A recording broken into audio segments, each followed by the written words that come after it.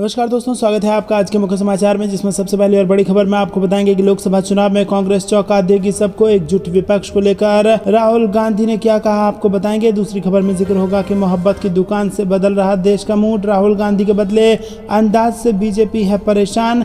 तीसरी खबर में आपको बताएंगे कि राहुल गांधी के समर्थन में आए संजय राउत का हम 2024 में बीजेपी को हराएंगे, एकजुट है पूरा विपक्ष।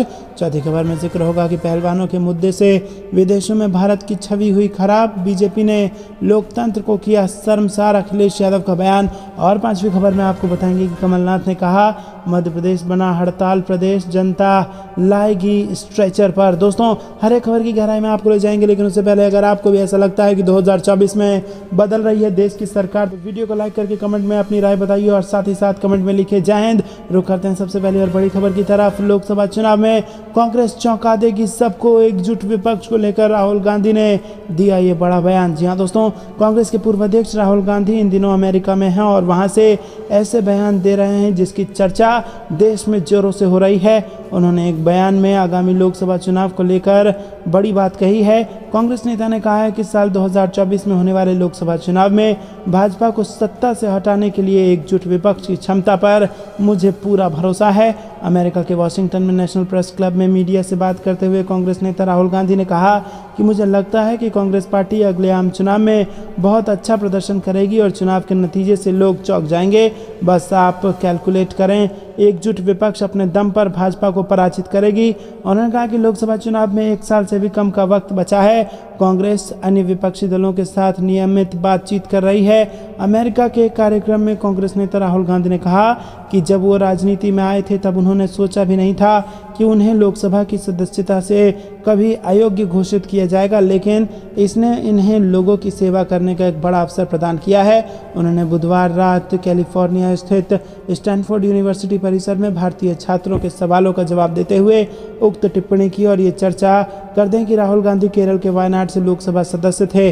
रुक करते हैं अगली ब्रेकिंग न्यूज़ की तरफ, जिसमें आपको बता दें कि मोहब्बत की दुकान से बदल रहा है देश का मूड, राहुल गांधी के बदले अंदाज से बीजेपी है परेशान। जी हाँ दोस्तों, सबका साथ, सबका विकास, सबका विश्वास और सबका प्रयास, ये वही नारा है जिसके जरिए बीजेपी पर जब सांप्रदायिक होने का आरोप लगता था तो मोदी के इस नारे को आगे करके बीजेपी अपना बचाव करती थी। अब कांग्रेस और राहुल गांधी ने बीजेपी के इस नारे का काट मोहब्बत की दुकान के रूप में ढूंढ लिया है। राहुल गांधी भी इस नारे को हर मंच पर दोहराते नजर आ रहे हैं। कांग्रेस की आईटी सेल सोशल मीडिया के हर प्लेटफॉर्म पर इसे खूब शेयर करती है और भारतीय जनता पार्टी पर देश में वैमनस्य फैलाने का आरोप लगाते हुए ये कहती है कि भारत राहुल गांधी के विचार से ही आगे बढ़ेगा। और इस सब के बीच बड़ा प्रश्न ये है कि कल तक राहुल गांधी को पप्पू बताने वाले बीजेपी आज उनके इस नारे को लेकर इतनी गंभीर क्यों हो गई है और राहुल के बयानों पर भाजपा की आक्रामकता का कारण क्या है, ये जानना ज़रूरी है। तो दोस्तों, आपको बता दें कि राहुल गांधी, जिनको अभी तक नज़रअंदाज करते आई थी बीजेपी के लोग, वो अब इस वक्त बीजेपी की नींद उड़ा रहे हैं। बीजेपी के लिए बड़ी परेशानी बन गए हैं राहुल गांधी और उनका मोहब्बत की दुकान खोलने का उद्देश्य। दोस्तों, रुक करते हैं अगली ब्रेकिंग न्यूज़ की तरफ। राहुल गांधी के समर्थन में आए संजय राउत का हम 2024 में बीजेपी को हराएंगे, एकजुट है पूरा विपक्ष। जी हाँ दोस्तों, आपको बता दें कि शिवसेना के नेता संजय राउत ने अमेरिका में कांग्रेस नेता राहुल गांधी के विपक्षी एकता पर दिए बयान का समर्थन किया है। संजय राउत ने कहा है कि राहुल गांधी ने जो कहा है उससे मैं सहमत हूं, पूरा विपक्ष एकजुट है।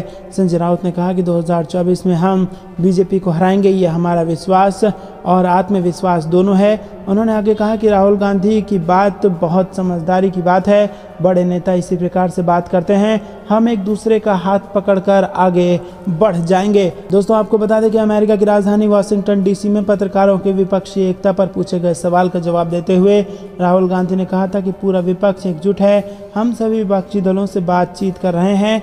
राहुल गांधी ने कहा कि कुछ जगहों पर हम विपक्षी दलों से प्रतिस्पर्धा कर रहे हैं, इसीलिए ये कुछ हद तक ज़रूरत के मुताबिक लेन देन है। हालांकि मुझे विश्वास है कि गठबंधन होकर रहेगा। रुक करते हैं अगली ब्रेकिंग न्यूज़ की तरफ। पहलवानों के मुद्दे से विदेशों में भारत की छवि हुई खराब, बीजेपी ने लोकतंत्र को किया शर्मसार। जी हाँ दोस्तों, अखिलेश यादव का ये बड़ा बयान सामने आया है। समाजवादी पार्टी के मुखिया अखिलेश यादव ने कहा है कि सत्तारूढ़ बीजेपी द्वारा महिला पहलवानों के प्रति अनादर के खुला आम प्रदर्शन से देश की छवि को बहुत नुकसान पहुंचा है। उन्होंने कहा है कि ये पार्टी की सामंती मानसिकता का स्पष्ट संकेत है जो दुनिया में लोकतांत्रिक भारत की छवि पर धब्बा है। उन्होंने कहा कि शोषण, उत्पीड़न और विरोध की आवाज़ों को जबरन चुप कराने की खबरें अंतर्राष्ट्रीय स्तर पर प्रकाशित हो रही हैं और विश्व समुदाय के सामने भारत का नाम खराब कर रही हैं। भाजपा मूल रूप से एक सामंती मानसिकता का पोषण करती है जहां ना तो महिलाओं का सम्मान होता है और ना ही आम आदमी का। उन्होंने कहा कि बीजेपी ने लोकतंत्र को शर्मसार किया है। अखिलेश यादव ने समाचार रिपोर्टों का हवाला दिया कि कैसे महिला पहलवानों ने एक शक्तिशाली शख्स पर यौन उत्पीड़न का आरोप लगाया और नई दिल्ली में विरोध स्थल से निकाले जाने के बाद अपना ओलंपिक पदक गंगा में फेंकने और भूख हड़ताल शुरू करने के लिए चली गई। इससे पहले राज्य विधानसभा में विपक्ष के नेता अखिलेश ने भारतीय कुश्ती महासंघ के निवर्तमान अध्यक्ष और सांसद बृजभूषण शरण सिंह के खिलाफ महिला पहलवानों द्वारा लगाए गए यौन उत्पीड़न के आरोपों से निपटने को लेकर भाजपा पर हमला बोला था। पहलवानों ने पुलिस में शिकायत दर्ज की थी और मामले में प्राथमिकी दर्ज कराने के लिए सुप्रीम कोर्ट का दरवाजा खटखटाया था। रुक करते हैं अगली ब्रेकिंग न्यूज़ की तरफ। कमलनाथ ने कहा कि मध्य प्रदेश बना हड़ताल प्रदेश, जनता लाएगी स्ट्रेचर पर। जी हाँ दोस्तों, पूर्व मुख्यमंत्री कमलनाथ ने शिवराज सरकार को घेरते हुए कहा है कि मध्य प्रदेश हड़ताल प्रदेश बनता जा रहा है और वो केवल घोषणाएं करने में व्यस्त हैं। उन्होंने कहा कि आज प्रदेश का हर वर्ग परेशान है, फिर चाहे वो सरकारी कर्मचारी हो, किसान हो या व्यापारी।